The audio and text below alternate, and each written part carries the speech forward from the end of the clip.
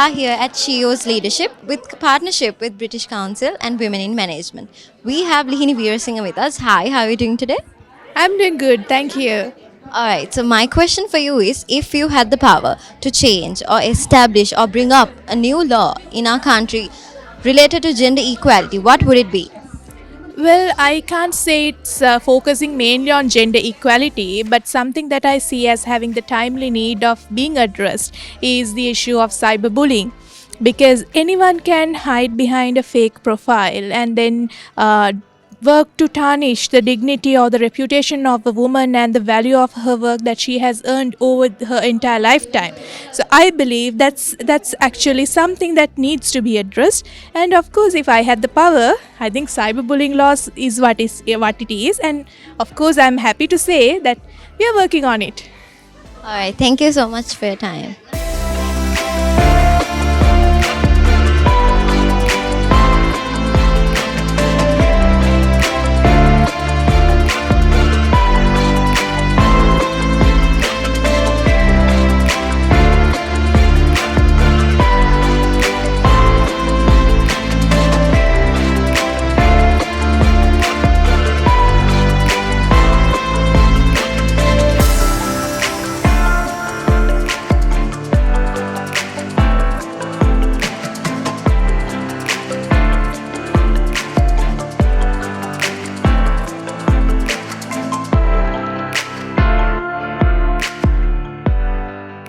Hi, we have Dr. Sulochana Sigera with us, the chairperson of Women in Management. Hi, how are you doing today?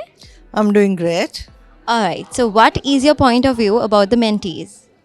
So they are young, academically qualified. I think they did good, but the only thing I would say is many of young people look at leadership differently, and also the qualification versus attitude and skills is an issue, but I think they are there and they will get into a place where they are ready to change not only the society but also the stereotype which is existing presently in our society. Alright, so you've come on board with British Council. What was the reason for it? There was no reason because British Council had a project and they asked us to send the application. So we did our project proposal and we got the opportunity, which we are really happy because it was in line with our organization vision. Alright, thank you so much for your time. Hi, we have Imali Jayawardhan with us. Hi, how are you doing today? Very good. Alright, thank you. So what do you think about today's program? Okay, today at SHIO's Leadership, I think this is our second program for the module, and we've been able to unveil so many types of leadership, especially hear real life stories and gain so many insights out of it. And I also like the diversity of participants represented in the panel. It was a great evening today. Alright, so what did you gain from this program? I think my key insights come from the real life experiences. I think as somebody in the mid-tier, I'd like to hear how they've been there, done that. And, leadership for me is an inside outward thing. So that's why examples inspire me the most. And that came from different layers of participants who are very senior to very younger, and understanding the intergenerational, work ethics and the different leadership traits we need to observe, and also the different leadership styles you need to adopt. Alright, thank you so much for your time.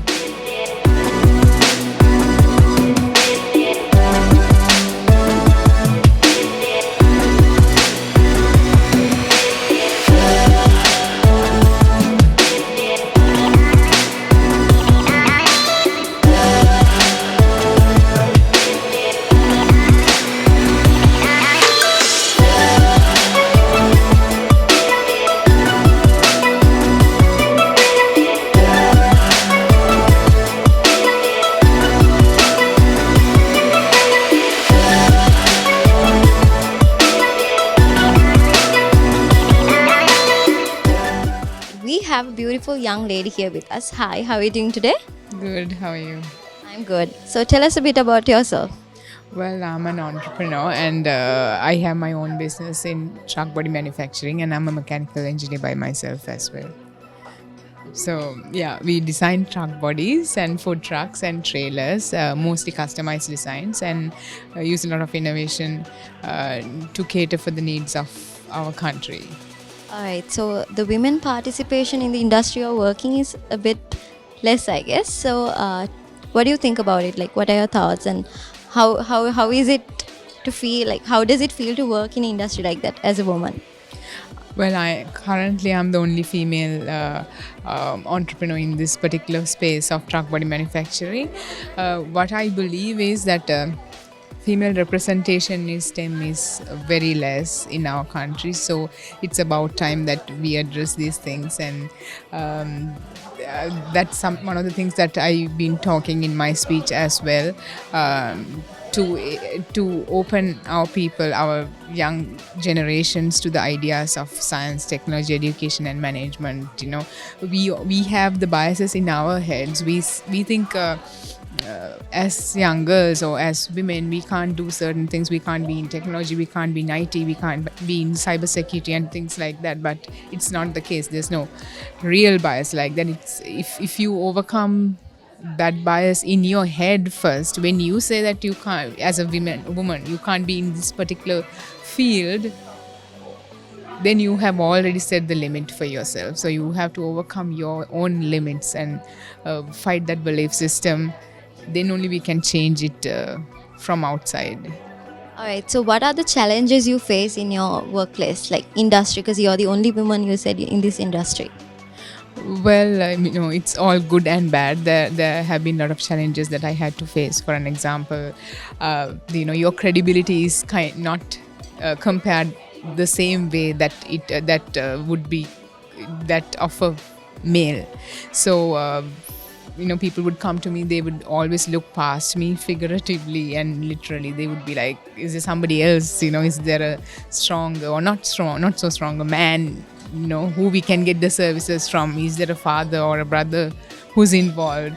That sort of thing. And that stigma and that kind of thing, you have a lot of work to do to kind of get rid of it and work on success. So a lot of issues like that. I can go on, the list goes on.